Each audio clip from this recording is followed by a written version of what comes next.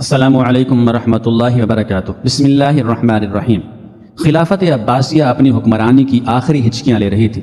اسلامی ریاستیں تقسیم ہو رہی تھیں اور ان کے باشندوں میں باہمی تنافس اور افتراق و انتشار کا زہر پھیل رہا تھا۔ گروہی اختلافات ان کی جڑیں گھن کی طرح کھائے جا رہے تھے۔ ادھر یورپی عیسائیوں نے بیت المقدس اور شام و فلسطین کے ساحلی علاقوں پر قبضہ کر کے ملت اسلامیہ کو بدترین بحران سے دوچار کر دیا تھا۔ اس پرآشوب زمانے میں ایک بہت تشویشناک حادثہ رونما ہوا جس نے مسلم دنیا کو جھنجھوڑ کر رکھ دیا۔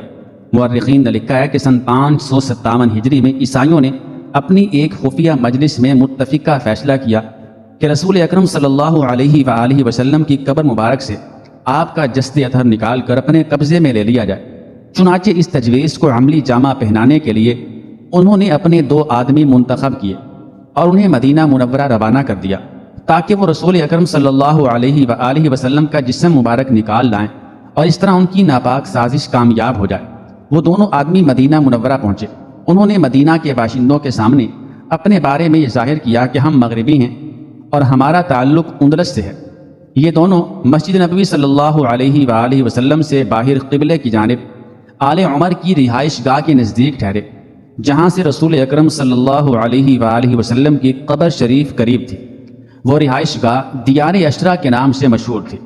جب مسجد نبوی صلی اللہ علیہ وآلہ وسلم کی توسیع کی گئی تو مسجد نبوی کے ارد گرد کے مکانات اس کی زد میں آ گئے اور تمام مکانوں کے نشانات مٹا دیے گئے۔ یہ دونوں نصرانی بظاہر وہاں نیکی اور بھلائی کے کاموں میں بڑھ چڑھ کر حصہ لیتے، نماز پابندی سے ادا کرتے، قبرستان بقیع اور رسول اکرم صلی اللہ علیہ وآلہ وسلم کی قبر مبارک کی زیارت التزام کے ساتھ کرتے تھے۔ اس طرح انہوں نے اپنے آپ کو نہایت نیک، پرہیزگار اور اصحاب خیر کی حیثیت سے متعارف کرا لیا، لیکن اندر ہی اندر وہ اپنی ناپاک سازش کی تکمیل کے لیے کوشاں تھے۔ جب ان کے ارد گرد بالکل سکون ہو جاتا اور لوگ اپنی اپنی ضروریات میں مشغول ہو جاتے، یا جب رات ڈھلتی اور سب لوگ نیند کی آغوش میں چلے جاتے تو یہ دونوں نصرانی اپنے ناپاک مقصد کی تکمیل میں لگ جاتے۔ اصل بات یہ تھی کہ یہ دونوں نصرانی اپنے رہائشی مقام پر خفیہ طور پر ایک سرنگ کھود رہے تھے جس کا رخ قبر نبوی صلی اللہ علیہ وآلہ وسلم کی طرف تھا۔ سرنگ کی کھدائی سے جو مٹی نکلتی، یہ دونوں وہ مٹی تھوڑی تھوڑی کر کے کبھی اپنے قریبی کنویں میں ڈال دیتے تھے اور کبھی چمڑے کی تھیلی میں بھر کر قبرستان بقیع میں پھینک آتے تھے اور لوگوں کے سامنے یہ ظاہر کرتے تھے کہ وہ بقیع کی زیارت کو جا رہے ہیں۔ یہ دونوں اپنی گھناؤنی سازش کی تکمیل کے لیے ایک مدت تک لوگوں کی آنکھوں میں دھول جھونکتے رہے اور اپنا مذموم کام اپنے پروگرام کے مطابق مسلسل انجام دیتے رہے۔ جب انہیں یقین ہو گیا کہ وہ اب رسول اکرم صلی اللہ علیہ وآلہ وسلم کی قبر مبارک کے قریب پہنچ چکے ہیں اور مقصد حاصل ہونے والا ہے، تو انہیں فکر دامنگیر ہوئی کہ جسد اطہر کو کس طرح نکالا جائے اور منتقل کیا جائے۔ چنانچہ وہ رسول اکرم صلی اللہ علیہ وآلہ وسلم کا جسد اطہر اپنے ساتھ لے جانے کے لیے خفیہ پلان بنانے لگے۔ انہیں یقین ہو چلا تھا کہ اب بہت جلد ان کی ناپاک سازش کامیاب ہونے والی ہے، لیکن اللہ رب العالمین ان کی گھات میں تھا اور انہیں ذلیل و رسوا کرنے اور ان کی ناپاک منصوبہ بندی کا پول کھولنے کے لیے غضب الہی کے شعلے ان کے سروں پر لپک رہے تھے۔ ٹھیک انہی دنوں سلطان نور الدین محمود زنگی رحمۃ اللہ علیہ نے خواب میں نبی کریم صلی اللہ علیہ وآلہ وسلم کی زیارت کی اور دیکھا کہ آپ صلی اللہ علیہ وآلہ وسلم 2 بھورے رنگ کے آدمیوں کی طرف اشارہ کر کے فرما رہے ہیں، اے محمود، مجھے ان 2 ظالموں سے بچاؤ۔ نور الدین زنگی رحمۃ اللہ علیہ گھبرا کر اٹھا اور نماز پڑھ کر پھر سو گئے، لیکن لگاتار 3 مرتبہ انہوں نے بعینہ ہی یہی خواب دیکھا۔ تیسری مرتبہ جب خواب سے بیدار ہوئے تو اپنے وزیر جمال الدین موصلی کو طلب کیا۔ یہ وزیر نہایت عقلمند، ہوشیار، دیندار اور تقوی شیار تھا۔ نور الدین زنگی رحمۃ اللہ علیہ نے اسے اپنا خواب تفصیل سے سنا دیا۔ جمال الدین موصلی نے بادشاہ سلامت سے کہا، یہ حادثہ مدینہ منورہ میں رونما ہو چکا ہے، فوراً مدینہ طیبہ روانہ ہو جائیے اور جو کچھ آپ نے خواب میں دیکھا ہے اسے صیغہ راز میں رکھیے۔ سلطان نور الدین زنگی رحمۃ اللہ علیہ نے رات کے بقیہ حصے میں مدینہ منورہ روانگی کی تیاری کی اور 20 آدمیوں کی نگرانی میں بہت سے اونٹ لے کر روانہ ہو گیا۔ سلطان کے ساتھ اس کا وزیر جمال الدین موصلی بھی تھا جو بہت سا مال و متاع بھی ساتھ لے جا رہا تھا۔ بعض مؤرخین کا کہنا ہے کہ سلطان کے ساتھ اس سفر میں 1000 اونٹ تھے، گھوڑے اور دیگر سواریاں ان پر مشتزاد تھے۔ شام سے مدینہ کا یہ سفر 16 دن میں طے ہوا۔ مدینہ پہنچ کر سلطان نے مسجد نبوی کے اندر ریاض الجنہ میں نماز ادا کی اور قبر نبی صلی اللہ علیہ وآلہ وسلم کی زیارت کے بعد وہیں بیٹھ گیا۔ اس کی سمجھ میں نہیں آ رہا تھا کہ اب کیا کرے۔ اتنے میں وزیر جمال الدین نے سلطان سے پوچھا، آپ نے جن 2 آدمیوں کو خواب میں دیکھا تھا کیا آپ ان کی شناخت کر سکتے ہیں؟ سلطان نے کہا ہاں۔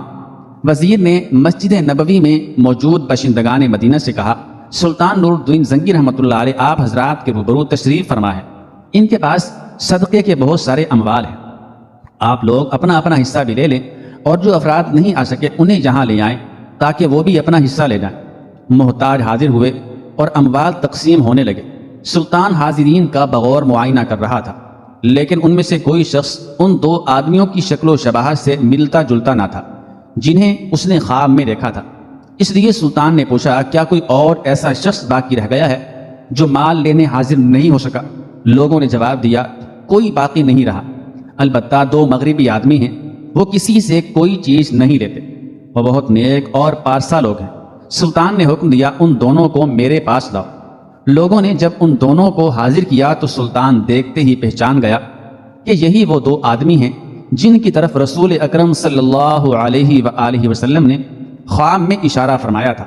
سلطان نے ان دونوں سے دریافت کیا، تم کہاں کے رہنے والے ہو؟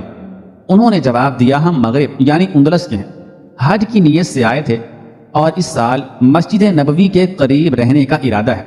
سلطان نے کہا، سچ سچ بتلاؤ کہ تم کس نیت سے آئے ہو؟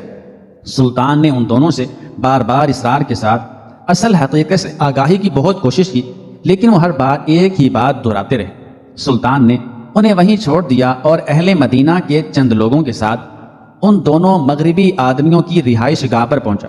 وہاں لوگوں نے دیکھا کہ بہت سارا مال موجود ہے اور دیوار سے لگی پر چھجی پر قرآن پاک کے 2 نسخے اور چند کتابیں رکھی ہوئی ہیں۔ اس کے علاوہ کوئی اور چیز ان کی رہائش گاہ میں نہیں تھی۔ سلطان اس رہائش گاہ کا اچھی طرح معائنہ کرنے لگا اور چاروں طرف گھومنے لگا۔ اللہ تعالیٰ نے سلطان کو الہام کیا اور اس نے اچانک رہائش گاہ میں بچھا ہوا قالین اٹھا کر دیکھا۔ قالین کے نیچے لکڑی کا ایک تختہ تھا۔ جب تختہ اٹھایا تو اس کے نیچے ایک کھدی ہوئی سرنگ نظر آئی جو سیدھی قبر نبوی صلی اللہ علیہ وسلم کی طرف جا رہی تھی اور مسجد نبوی کی دیوار کی حد پار کر چکی تھی۔ باشندگان مدینہ نے جب یہ منظر دیکھا تو ان پر دہشت طاری ہو گئی اور وہ گھبرا گئے، کیونکہ ان دونوں مغربی شخصوں کے بارے میں ان کا اعتقاد بہت اچھا تھا اور وہ انہیں تقوی اور پرہیزگاری کا مرقع سمجھتے تھے۔ سلطان نے ان دونوں مجرموں کی پٹائی کی تو انہوں نے اقبال جرم کر لیا اور بتایا کہ عیسائی بادشاہوں نے بھاری مال و دولت دینے کا وعدہ کر کے ہمیں مغربی حجاج کے بھیس میں یہاں بھیجا ہے تاکہ ہم محمد صلی اللہ علیہ وآلہ وسلم کی قبر اطہر کھود کر کسی طرح ان کا جسد اطہر نکال لے جائیں اور اسے مسیحی بادشاہوں کے حوالے کر دیں۔ جب ان مجرموں کی حقیقت بے نقاب ہو کر منظر عام پر آ گئی اور انہوں نے ساری سازش اگل دی تو سلطان نے حجرہ شریف کی مشرقی جالی کے پاس ان کی گردن مارنے کا حکم دیا۔ چنانچہ سر عام ان کی گردن اڑا دی گئی اور شام کے وقت انہیں آگ میں جلا دیا گیا۔ پھر سلطان نے حکم دیا کہ حجرہ نبوی کے ارد گرد پانی کی سطح تک خندق کھودی جائے اور اس میں سیسا پگھلا کر ڈالا جائے۔ چنانچہ سیسا پگھلا کر پوری خندق بھر دی گئی۔ اس کے بعد سلطان مدینہ منورہ سے رخصت ہو کر شام کی طرف واپس چلا گیا